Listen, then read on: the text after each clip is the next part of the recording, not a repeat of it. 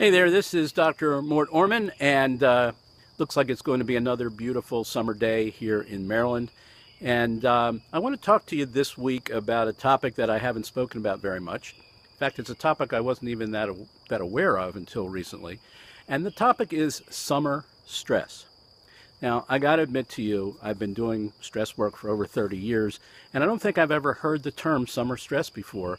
Until just recently, I saw a few articles offering tips on how people can deal with summer stress. And so when I thought about it, I said, yeah, I guess there are a number of things that happen during the summertime in certain areas of the world that are stressful for people. And in particular, the whole idea of giving people tips on how to deal with summer stress brought up a particular issue of mine where I don't really favor giving people tips to deal with stress. In fact, I think it's really counterproductive.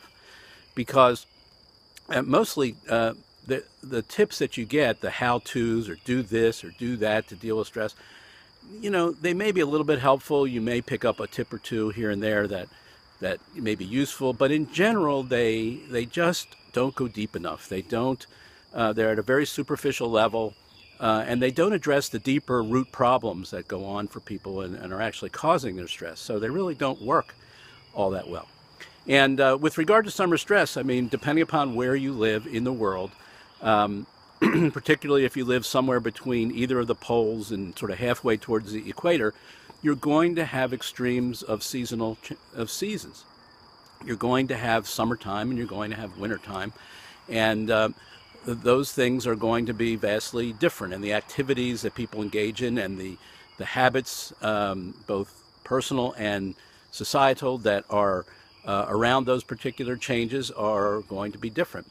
So there's going to be things. So during the summertime, kids are off school, people go on vacations, there are lots of things that can affect the work environment, there are things that can affect the home environment, there are lots of expectations that people have.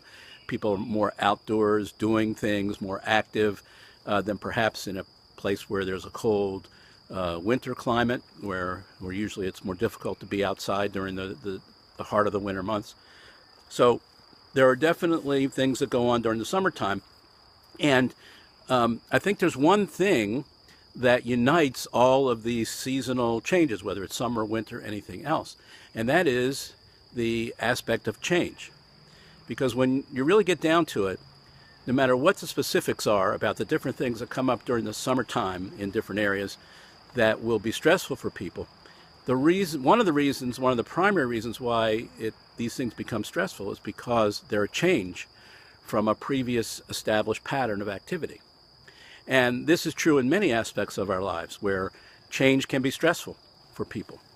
And we see that when people retire. They've been working for 30, 40 years, and they have a routine around that, and the family has a routine around that, and then all of a sudden they retire, and now there's a whole change to that routine. So anytime we're dealing with significant changes, and then the seasons change, summer comes, it's here for a while, then it vanishes, and then later on, several months later, winter comes, and then the whole thing recycles again, and you're constantly going through periods of change.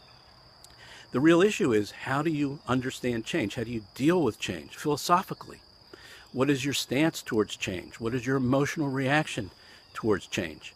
There are a whole bunch of ways that people can deal with change better or worse than others. And giving somebody a tip, do this thing, if your kids are driving you crazy during the summertime, do this thing, if the temperature is real hot and you're really bothered by hot temperature. Yeah, those things might be fine, but there's going to be hundreds and hundreds of changes in a person's life, and many more than that, actually. But fundamentally, how do you wrestle with change? How do you react to change? How do you deal with change? That's really what summer stress is all about. You could say the same thing about winter stress or transition from summer to winter, whatever it is, okay?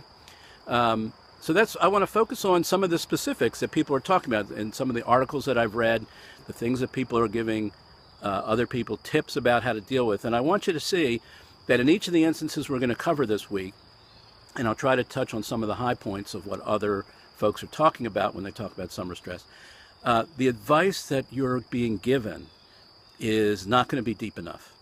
And you're going to have to wrestle with some deeper issues if you really want to get very good at dealing with summer stress or winter stress or any other kind of stress that involves a change in your established routines.